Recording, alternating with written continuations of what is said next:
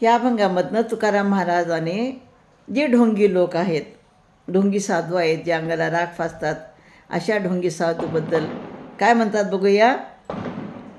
लांबवुनी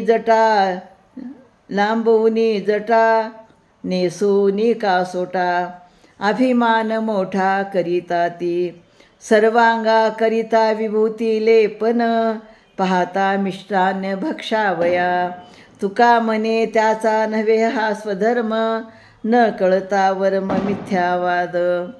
तर कित्येक गोसावी, कित्येक ढोंगी साधू काय करतात माहीत आहे का, आपल्या लांब लांब जटा वाढवतात आणि धोतर नेसतात, कासोटा घालतात आणि मोठा अभिमान बाळगतात की मी खूप साधू आहे, संत आहे, मी संन्यासी आहे, मी ईश्वराचं नामस्मरण करतो. आणि काय करतात ते स्वतःच्या अंगाला राख पण फासतात, राख लावतात. आणि मग हे सगळं कशासाठी करतात की त्यांना मिष्टान्न म्हणजे चांगले अन्न, गोड पदार्थ कसे खायला मिळतील याचीच ते वाट पाहत असतात. म्हणजे त्यांच्या मनामध्ये ईश्वराबद्दल भक्तिभाव नसतो, ते फक्त ढोंगी असतात आणि त्या ढोंगीपणामुळं देवाचं नाव घेतल्यासारखं करतात आणि त्या नावावरती त्यांना गोड गोड पदार्थ खायला मिळतील याची ते वाट पाहतात.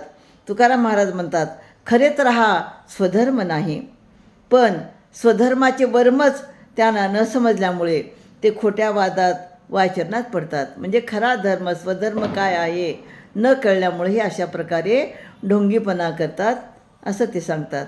रामकृष्ण हरी.